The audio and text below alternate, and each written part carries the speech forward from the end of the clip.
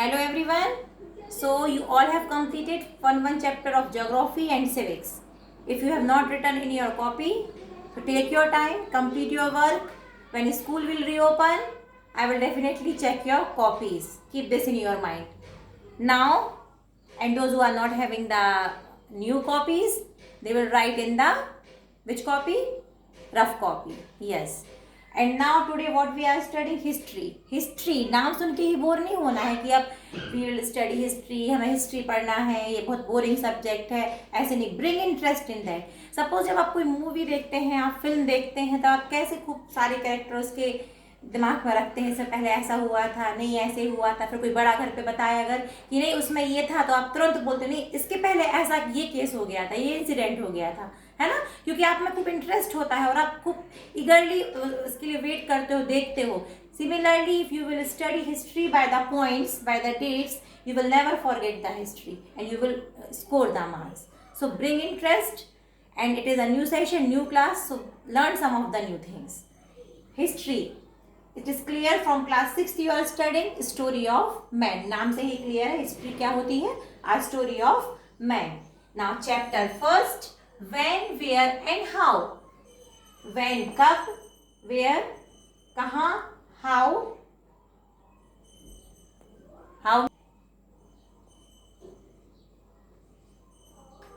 बोल दिया हो ना अभी तक. when मतलब कब, where कहाँ, और how मतलब कैसे. ठीक है. now in class 7th what things you have studied? Transition to the modern period. अब now come to the point about the modern period we will study in this chapter, है ना. But अभी अपन ने क्या क्या पढ़ा है. मॉडर्न पीरियड स्टार्ट हो गया था आपका 7th में, पर डिटेल पूरा नहीं पढ़ा था आपने. हुआ क्या क्या था, आपने पढ़ा क्या क्या था, that points, some of the points I am making you clear. About the Mughal empire, उनके पास कितना पैरामाउंट पावर था, मतलब टॉप मोस्ट, बहुत पावरफुल थे मुगल्स. उसके बाद उनका डेक्लाइन कैसे हुआ, क्या क्या क्या क्या ऐसा हुआ कि ये किंगडम इतना वास्ट किंगडम क्या हो गया, नष्ट हो गया. फिर न्यू अपकमिंग ग्रुप्स, उसके बाद बहुत सारे न्यू ग्रुप्स आए. फिर सिग्निफिकेंट कॉन्सिक्वेंसेस, उसके बाद जो इसके रिजल्ट निकले, इन सब के बाद क्या हुआ इसके आगे, है ना. That all things we will study. The advent of the British in India first as traders. India में ये ब्रिटिश कैसे आए थे पहले? As a traders. They came first as traders. अभी आपको याद रखना है, यहीं से याद करना शुरू करो. First they came as traders, then as a political rulers. बाद में वो कैसे आए यहाँ पर, मतलब थे तो ही वो एज अ ट्रेडर, और जब वो यहाँ पर आए तो वो कैसे यहाँ पर एज अ रूल करने लगे, एज अ पॉलिटिकल रूलर. और जब वो रूल करने लगे तो क्या चेंजेस, क्या क्या चेंजेस आए, क्या परिवर्तन हुआ. Broad what the changes these rulers brought? A new era in Indian history. एक नया पीरियड आया इंडियन हिस्ट्री में, है ना. They changed economic, political and social fields of our country. इनने अपने हिसाब से सब कुछ मोल्ड कर लिया. Then result. इसके बाद अब इतनी जल्दी रिजल्ट अपन डिटेल में पढ़ेंगे सब कुछ क्या हुआ, बट उसके बाद फिर नेक्स्ट क्या रिजल्ट निकला. Rise of nationalism throughout our country. And at the end what happened? end of the British Raj. British Raj हमारे यहाँ से खत्म हो गया, नष्ट हो गया. And dawn of new India, और हमारा इंडिया फ्री हुआ बहुत सारे स्ट्रगल के बाद. तो all these things, all these points in detail we will study now. So the British, they were not a first foreign visitors to India. ये first foreign visitors India में नहीं आए थे. इसके पहले बहुत से लोग आए थे, है ना. Towards the turn off 15th century, traders from Portugal, France, Spain, Holland also came to India. मतलब ये लोग भी इंडिया आ चुके थे as a trader. British were not a first foreign visitor to India. This you have to keep in your mind कि ये पहले विजिटर नहीं थे. बहुत सारे लोग, बहुत सारे फॉरेन विजिटर्स यहाँ पर, हमारे यहाँ पर आ चुके थे, है ना.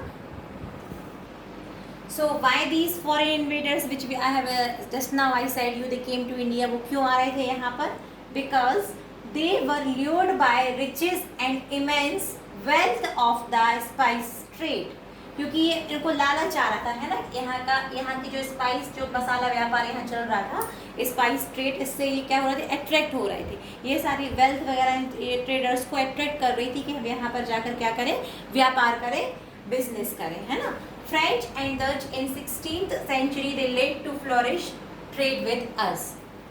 Now in Europe, especially in the Europe, what was in the high demand? Indian paper, textiles, handicrafts. These all things were high demand in Europe. और जो यूरोपियंस थे वो भी यहाँ पर ट्रेडर्स थे. अब यूरोपियंस और फ्रेंच, डच, ये पुर्तगीज सब एक दूसरे से लड़ने लगे क्योंकि उनको लग रहा था हम सबसे अच्छा व्यापार करें, हमारे पास ज़्यादा फ़ायदा हो, हमारे पास ज़्यादा पैसा आए. तो they were in conflict among each other. पर बाद में मोनोपोली यहाँ पर किसकी हो गई, किसने प्रिवेल कर ली? ब्रिटिश ने over the trade of our India. Now we have studied that the British had its monopoly towards the trade in our country, India. As which company they have established here? English East India Company. So who was the chairperson of the court of directors here of East India Company? Sir George Child. He stated, उनने क्या बोला, उनने मतलब what was his views, उनने क्या बोला, what he felt कि now of trade, हम व्यापार तो यहाँ कर ही रहे हैं, we have established our trade work very well here. अब हम अपना फाउंडेशन, अपनी नींव भी यहाँ पर अपने रूल करने की यहाँ पर डालें. हम इंडियंस पर इजीली रूल कर सकते हैं. और अगर हम यहाँ पर रूल कर लेंगे, यहाँ पे सबसे पहले हमें सीज्ड करने पड़ेंगे पॉलिटिकल पावर्स. जितने इंडियंस के जो राजनीतिक जो कार्य हैं वो हम पहले इंटरफियर करें, उनके पास जाएं, उनके मैटर्स में इन्वॉल्व हों और इस तरीके से पॉलिटिकल पावर भी हम अपने हाथों में ले लें, है ना. और ये सब करने से क्या होगा, वेल्थ और रिसोर्स, सारे इंडिया की जो वेल्थ है और रिसोर्स है वो ज़्यादा से ज़्यादा हम अपने पास ले पाएंगे. इस तरीके से हमें ज़्यादा फायदा होगा. और they came in India for this only, है ना, to drain the wealth of our country India to with them. इसीलिए वो आए थे यहाँ पर, कौन? ब्रिटिशर्स यहाँ पर. अब स्टोरी, ये सारी स्टोरी कि वो कैसे यहाँ पर पॉलिटिकल मास्टर बने, उनने क्या क्या ऐसा काम किया, कितना उनने फ़ायदा किस तरीके से लिया, ये सारी कहानी अब हम पढ़ेंगे. सो न्यू रूलर्स आ न्यू एरा, न्यू रूलर्स आ न्यू एरा. अब अपन जर्नी कहाँ से शुरू कर रहे हैं यहाँ पर पढ़ने की? First half of the 18th century. कहाँ से पढ़ रहे हैं अपन? First half of the 18th century, जब when European trading companies began to gain a political foothold in India. When European trading company began to gain a political foothold in India. Now some important points I want to discuss with you all. All of you pay attention, and it would be better those who are having book, they can write in book itself, otherwise in copy. India was referred to the jewels of British crown. जो India थी, it was referred to, देखो ये jewels of the British crown, jewels of the British crown. This you have to learn. Imperialism. Now it is a definition of imperialism. अभी ये समझना है तभी आगे समझ में आएगा. Imperialism, a system where in a country established its rule over other countries. A system where in a country established its rule over other countries. That is called the imperialism. Next is areas and countries controlled by the British. जो area, और जैसा कि अपन ने पहले भी discuss किया है कि बहुत से लोग यहाँ पर आकर बिजनेस एज अ ट्रेडर्स काम कर रहे थे, है ना. पर जिन एरियाज में, जो एरियाज ऑफ कंट्रीज जो कौन कंट्रोल कर रहा था? British. Was known as crown colonies. What it was known as? Crown colonies. Areas and countries controlled by British was known as crown colonies. Imperialism, crown colonies and jewels of the British crown. All these things you should know. The British ruled in many parts of our country. British ruled in many parts of our country, but there also existed many areas ruled by the native royal families. मतलब ऐसे areas भी exist कर रहे थे जहाँ पर जिनको princely states बोला जाता था, जहाँ पर इंडियन प्रिंस रूल कर रहे थे, है ना. तो वो स्टेट भी थे, भले ही बहुत सी जगह पर कौन रूल कर रहा था? ब्रिटिश. पर समय के साथ साथ, है ना, समय के कुछ समय बाद इन लोगों ने भी ब्रिटिश की सुपरमेसी एक्सेप्ट कर ली। भले ही इनका इंडिपेंडेंट स्टेट था, पर सुपरमेसी किसकी थी? ब्रिटिश की। मतलब इन जगह पे तो डायरेक्ट रूल ब्रिटिश कर ही रहे थे, पर यहाँ पर भी जहाँ पर प्रिंसली स्टेट, जहाँ प्रिंस खुद रूल कर रहे थे, वहाँ पर भी पावर किसका आ गया था? ब्रिटिश का। और इन प्रिंसली स्टेट्स ने भी इनका पावर एक्सेप्ट कर लिया था। कैसे किया था, क्या किया था, that we will study in this chapter in detail. The term British Raj, British Raj, British controlled territories. British Raj मतलब क्या होता है? जो वो टेरिटरीज जो ब्रिटिश ने कंट्रोल कर ली हो, उसको किस टर्म से बुलाया जाता था? द ब्रिटिश राज।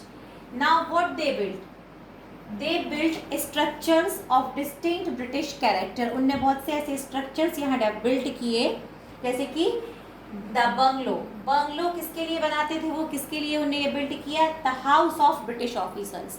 जो ब्रिटिश ऑफिसर्स हैं वो कहाँ पर रहेंगे? बंगलो में। मतलब उन्होंने ये चेंजेस लाए हैं ना, और ये चीज़ इन्हें अपनाई कि ब्रिटिश कि हमारा जो बंगलो है वो सिर्फ यहाँ पे कौन रहेगा?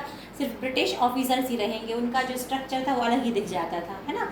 फिर हिल स्टेशंस जैसे कि दार्जिलिंग, शिमला, ऊटी, और आज भी हम सब घूमने वहाँ जाते हैं, जो अलग शो करता है कि ब्रिटिश ने कैसे बिल्ट यहाँ पर ये चीज़ें की थी। So now the another feature we will study, that is civil line. मतलब ये changes, these are the changes which I am saying you by giving you these lines as the civil line. Previously also I give you the officers where they were living, British officers, है ना। About the hill stations we have studied just now. Now civil lines मतलब residential areas, residential areas constructed for the British government, है ना। Senior officers, जो British के senior officers के residence थे, वो कहाँ पर बनाए इनने? सिविल लाइन्स में। सिविल लाइन्स कहाँ पर थी, कहाँ मिलती थी? वे आर फाउंड इन दिल्ली, ठीक है। तो वहाँ पर ये इनका रेसिडेंस बनाया गया। किनका? Senior officers of the British government. Senior officers of the British government कहाँ रहते थे? सिविल लाइन्स में। और उनको वाइट टाउन भी, उसको वाइट टाउन भी बोला जाता था, इंडिकेट किया जाता था एज अ वाइट टाउन, है ना। जहाँ पर ये एज अ रूलर जो ऑफिसर्स हैं, सीनियर ऑफिसर्स, उनको मेंशन किया जाता था, अलग से इंडिकेट कि ये लोग यहाँ रह रहे हैं। कहाँ पर? Civil lines. Then one more thing I am saying you about the club, जहाँ पर गेम, अम्यूजमेंट, इंजॉयमेंट वगैरह होता था, जहाँ पर British they use to go to enjoy with their families, है ना। तो वो भी यहाँ पे ये भी बनाया गया क्लब। और मेन यहाँ पर discrimination, just you see here, Indians were not admitted there. Indians को वहाँ पे कोई एडमिशन मतलब एडमिटेड नहीं करते थे, नहीं बुलाया जाता था। This was just for the enjoyment of the British officers, British senior officers.